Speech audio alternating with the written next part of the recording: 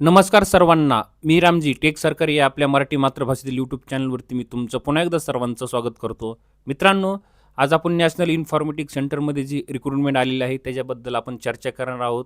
तुम्ही हा व्हिडिओ शेवटपर्यंत नक्की पाहायचा आहे. ही जी पात्रता, निकष, अटी, फॉर्म भरण्याची तारीख, चलन आहे का, टोटल पोस्ट किती असणार आहेत, तुमचं एज्युकेशनल क्वालिफिकेशन काय लागणार आहे, हे सर्व आपण पाहणार आहोत. त्याच्यामुळे तुम्ही हा व्हिडिओ शेवटपर्यंत नक्की पाहायचा आहे. मित्रांनो, NIC काय आहे?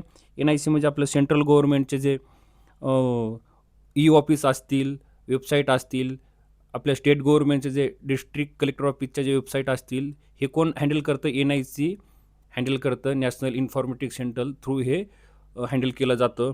काय सल्ला देण्याचे काम असतील, ई ऑफिस असतील, डेटा सेंटर असतील, हे NICद्वारे चालवले जाते.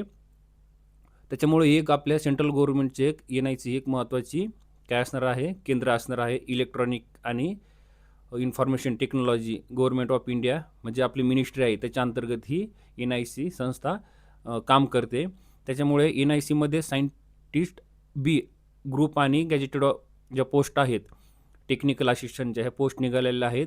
तर आपण सर्वप्रथम सायंटिस्ट ग्रुप ए जे आहेत, सायंटिस्ट बी ग्रुप एचे गॅजेटेड पोस्ट असणार आहे. त्याचं पे लेवल जर पाहिलं तर 56,000 ते 1,77,000च्या आसपास असणार आहे. लेवल 10ची पोस्ट असणार आहे मित्रांनो ही. आता इथं वॅकन्सी दिलेल्या आहेत. ओपनला इथं अनरिझर्व कॅटेगरीसाठी 100 पोस्ट असणार आहेत. शेड्यूल कास्टसाठी इथं 36 वॅकन्सी आहेत. STसाठी इथं 18 वॅकन्सी आहेत.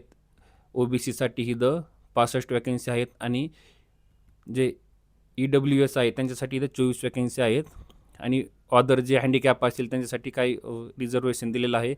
जर आता पात्रता जर पाहिलं मित्रांनो, पात्रता काय दिलेलं आहे तुमचं?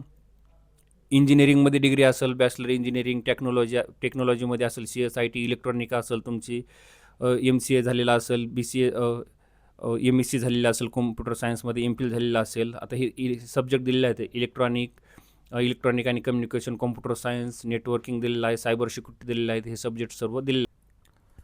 आता इकडे तुमच्या मेन ब्रँच दिलेल्या आहेत. काही इलेक्ट्रॉनिक असेल, सायबर असेल, तुमच्या अकॉर्डिंग तुम्ही चेक करा.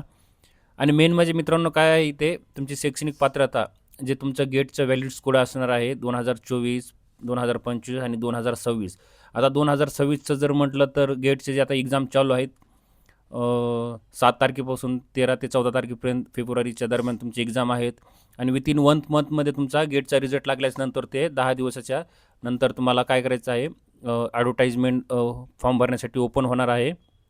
आता इथं दिलेलं आहे कॉम्प्युटर विज्ञान दिलेलं आहे, म्हणजे कॉम्प्युटर सायन्स आणि इन्फॉर्मेशन टेक्नॉलॉजी असेल, इलेक्ट्रॉनिक आणि तुमचं कम्युनिकेशन असेल आणि डेटा सायन्स असेल, आर्टिफिशियल इंटेलिजन्स असेल. हे 3 ब्रँच दिलेले आहेत वेगवेगळ्या, त्याच्यामध्ये ते असणार आहे. आणि तुमचा गेटचा रिझल्ट लागल्यानंतर विथिन 10 डेजमध्ये काय होईल? ऑनलाईन फॉर्म भरण्यासाठी साईट ओपन केलं जाईल. त्याच्यामुळे तुमच्याकडे गेटचं व्हॅलिड स्कोर असणं गरजेचं आहे, तरच तुम्हाला फॉर्म भरता येईल.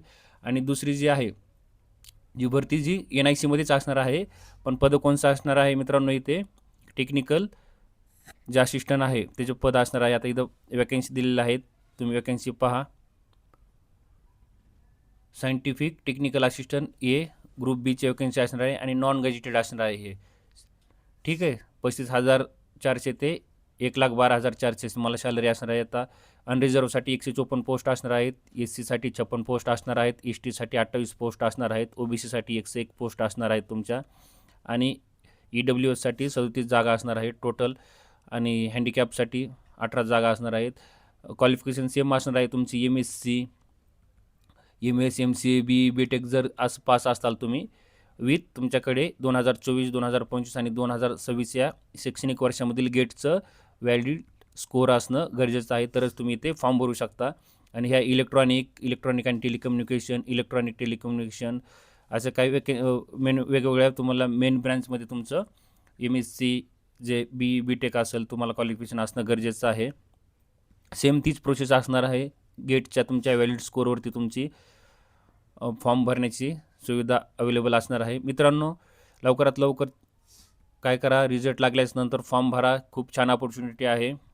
NICमध्ये सेंट्रल गव्हर्नमेंटच्या मिनिस्ट्रीमध्ये काम करण्याची तुम्हाला संधी आहे. ही जर माहिती आवडली असेल तर आपल्या टेक सरकारी चॅनलला सबस्क्राईब करा, लाईक करा, शेअर करा. विश यू गुड लक. चला आपण इथेच थांबूया.